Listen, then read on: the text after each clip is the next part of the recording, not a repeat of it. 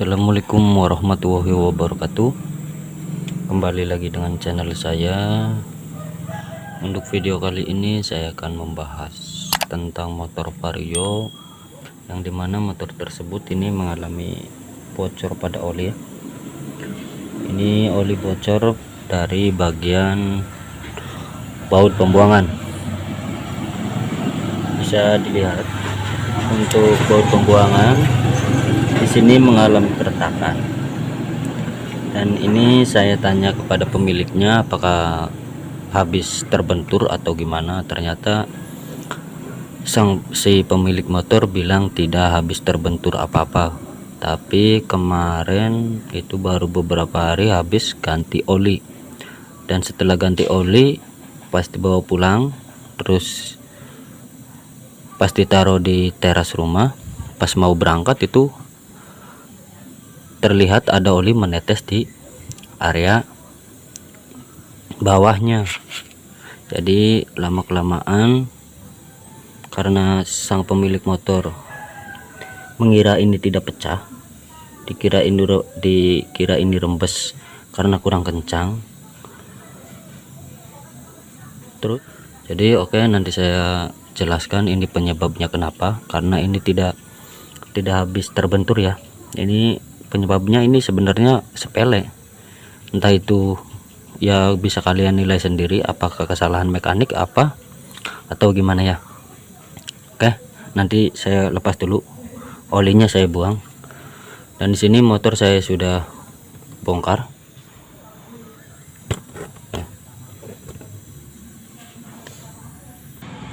Oke, kita bongkar baut olinya ya.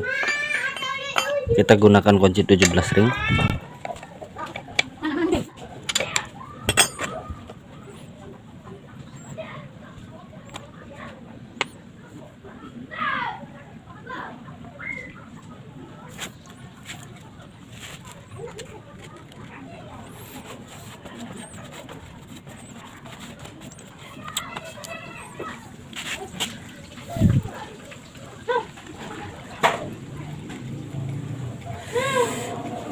Oke, jika sudah terlepas seperti ini, selanjutnya kita bahas ke masalah intinya ya, yang itu bisa menyebabkan bagian sini pecah. Yang menyebabkan bagian ini pecah kita bahas. Mungkin dalam yang kalian sekolah juga ini tidak dipelajari ya, masalah seperti ini, kenapa ini bisa disebabkan pecah. Jadi masalahnya itu sepele sebenarnya. Jadi masalahnya itu karena kalian mengasih solatip seperti ini. Ini namanya solatip yang buat keran ya, yang buat nyolatip keran yang bocor tuh. Jadi memang ini sudah lumrah, sudah dipergunakan oleh banyak mekanik untuk menangani oli rembes ya. Kok bisa pecah seperti ini? Jadi intinya seperti ini. Jika di bagian drat seperti ini, bagian drat sini dan sini masih bagus, kalian jangan sekali-kali mengasih solatip seperti ini ya.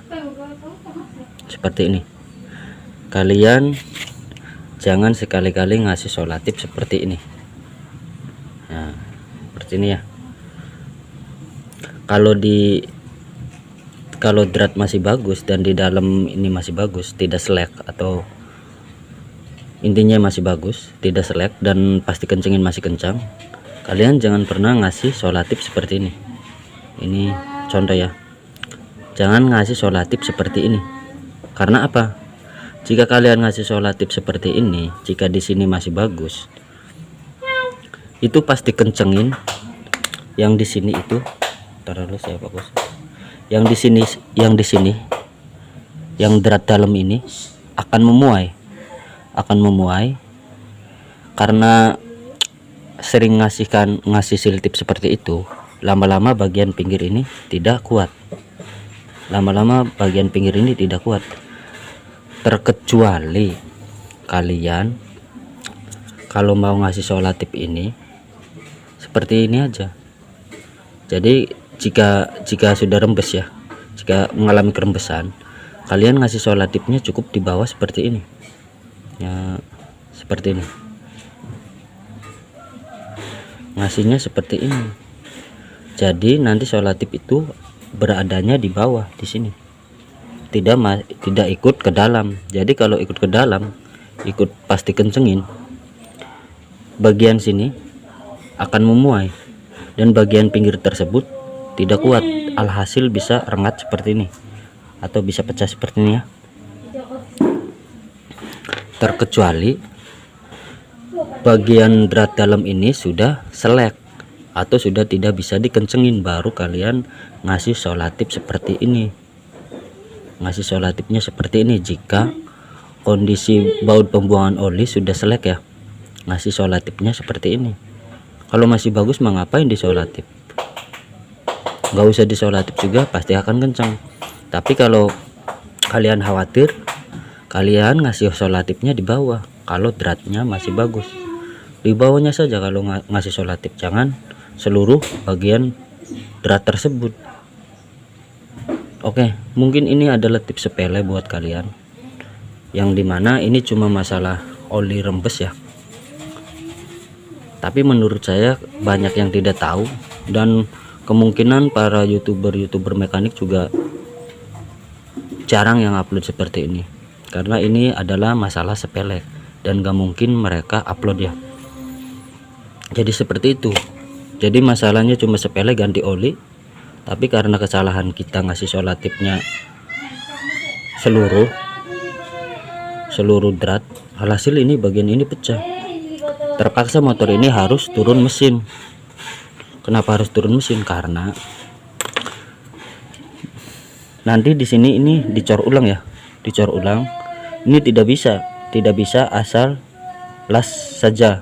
Jadi kalau kalian pengen las atau las aluminium kalian pengen bagus, tidak ada kerembesan, tidak ada kebocoran, ya terpaksa kita harus cor ulang. Karena kalau las aluminium itu area yang mau dilas itu harus seluruh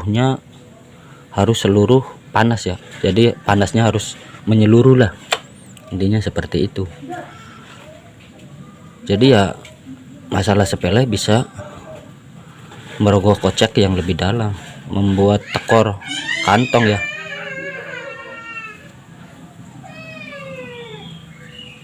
Membuat tekor kantong.